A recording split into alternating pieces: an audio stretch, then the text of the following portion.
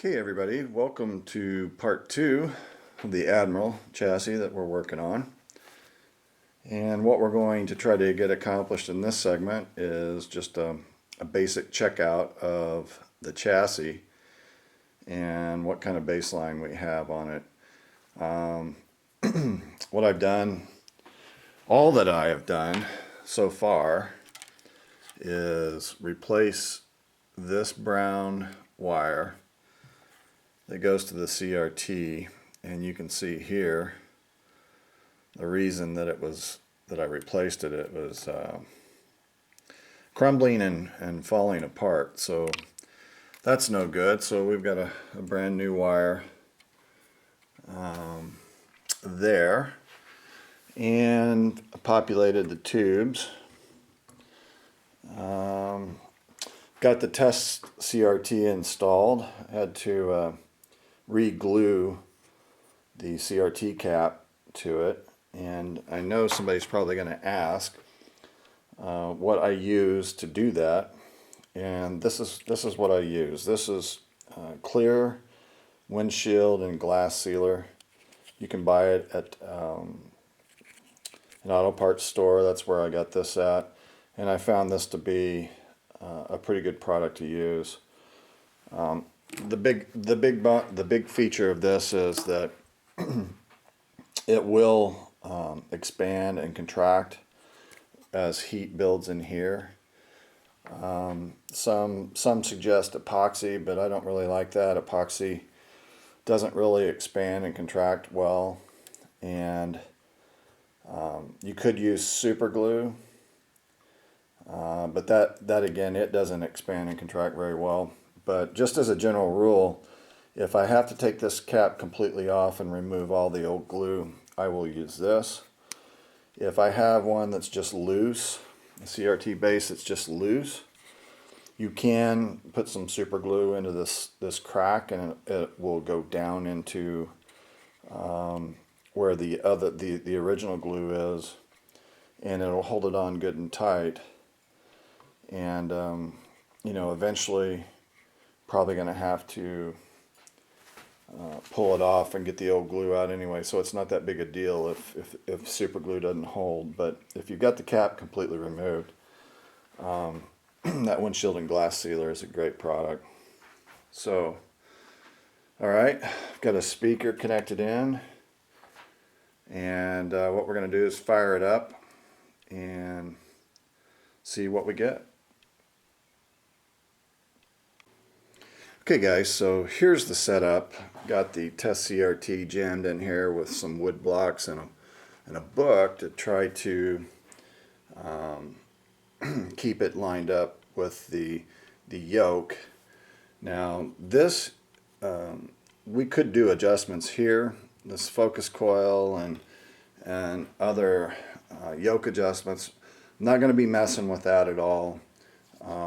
We won't get a full image on this CRT, but it will, hopefully it will give us a good enough image that we can take a look and see if we're making any improvements to the picture as the recapping process goes along. So that's mainly what I'm looking for, is major picture problems. Do we have vertical lock? Do we have horizontal lock? We're going to go ahead and fire it up here and see if we can get anything on that CRT. And the other thing that I want to do is check the high voltage to make sure that we're getting the proper high voltage. So it's powering up. We got it at 117 volts, and yeah, we do have an image. I have it connected to a DVD player for a direct source, so it looks like, I know that's not very bright and not very clear,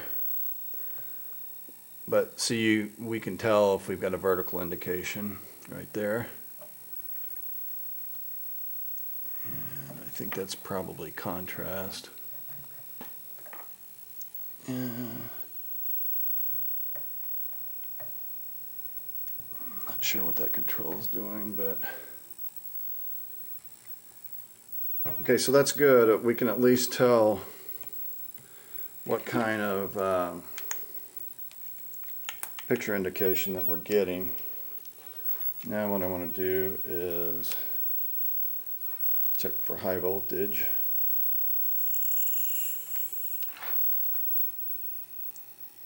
And we're right at 11 kV.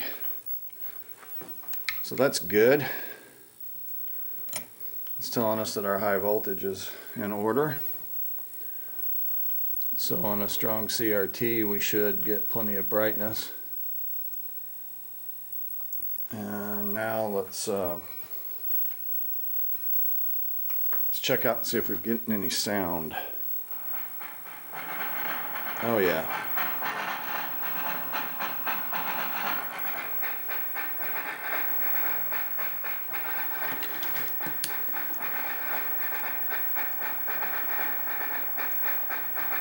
It looks like we got some kind of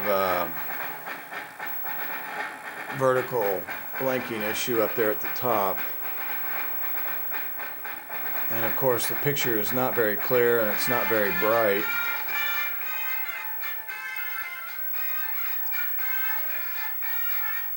So we should be able to use this test CRT to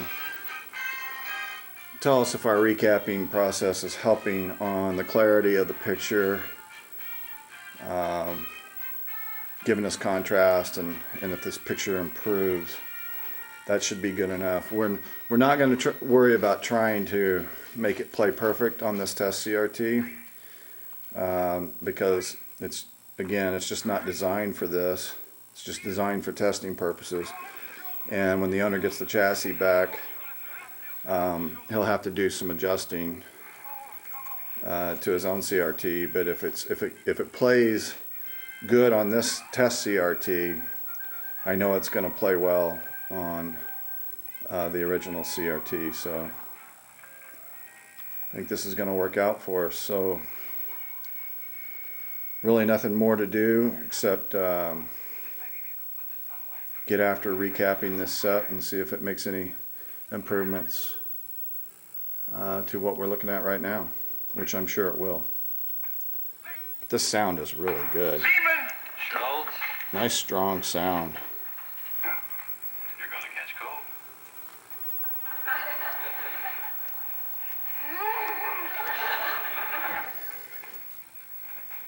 Yep, let's get after recapping. Okay guys, progressing along on the recapping of the Admiral. Just wanted to do a quick timeout here and share with you some of the many variations of caps that I'm finding in this set. This cap, it doesn't even have an identifier on it. I can't even tell what that is. Mostly what I'm running into is just old Sprague caps. This is a General, I'm assuming General Instrument. Your normal Sprague wax paper caps. And then of course these Mallory plastic caps, which I think they're actually Mallory's version of the Bumblebee caps from this time period. And I'd originally said I didn't know if there'd been any work done in here. Well, I think every one of these is a replacement, as well as this, as well as this. I think this set would have been full of this type of caps. Here's some evidence right here. You can see this connection right here. This is where I had one of those plastic caps, and it's just poorly tacked on. And I've ran into that all over the place in recapping this. So this thing's full of secondhand caps. Pretty sure they're all out of spec. I'm going to get the cap tester out here in a little bit and take a look at some of these, but as I go through this, I can tell there's been a lot of hacking in here. I'm pretty sure that's not original either, right here. So anyway, just kind of interesting as I recap this thing to see how many different caps there are in this thing. Okay, moving along on the recapping. Got a couple bumblebees here out, 6 or 7 wax caps, and 6 or 7 of these yellow jackets, I guess is what they are. And here's where we're at now. Picture's getting a little bit better. Of course, I haven't messed with any of the resistors or any of the electrolytics, but picture's getting better, the linearity's getting better, and the horizontal and vertical is working fine. So I'm pretty sure when I get those electrolytics changed, which will be after replacing the last 7 or 8 wax or paper caps that are left, it'll just keep getting better. But I'm going to have to wait a little bit before I do any more work. I've ran out of a couple of key cap values, 0.47s, 0.1s, and I need to get a couple more of the electrolytic caps for this set, so I've got to put an order in. So we'll take a look at the underside, what I've got done so far here in just a second. Also have the high voltage cage off and have cleaned up the flyback area, and it's looking pretty good. And this set has great sound.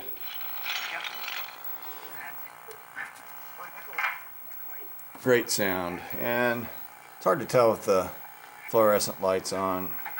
That picture's getting better. And the other thing that's kind of interfering with this test CRT is this focus coil here. I could take that focus coil off and the picture would be better. I'll be saving that toward the end. Can't completely remove it because it is wired into the circuitry, so the set won't play without it. But I can unbolt this. This CRT is not designed to work with a focus coil. It doesn't need a focus coil or an ion trap magnet itself focusing, so that's creating a little bit of problem. But I can still tell that our picture result is getting better as the recapping is progressing. So let's take a look underneath. Okay, so here's where I'm at on the recapping underneath the chassis. This is the area that was underneath that shield. You can see there's one electrolytic right here that's been replaced, and then all of the wax and paper caps basically associated with the sync circuits have been done. And here we have a few more. 1, 2, 3, 4, 5, 6, 7 more caps to go. And then this cap here is an electrolytic that is part of that can. It's a 10 microfarad at 450. And what someone has done is just came in and tacked this in and left it in the circuit with the old 10 microfarad in that can, which is a definite no-no, and we need to get that fixed.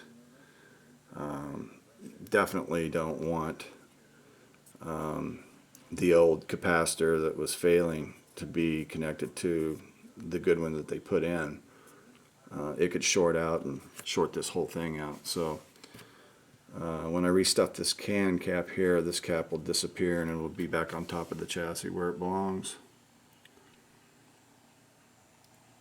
So got to clean the tuner up, get the rest of these caps changed, get the electrolytics changed, and then start testing the resistors And then I think we should be in pretty good shape. Not a whole lot more to do on this chassis, but can't do anything more if I don't have the right cat value. So got an order in, and it should be in a few days, so I'll be able to resume working. But just an update where I'm at.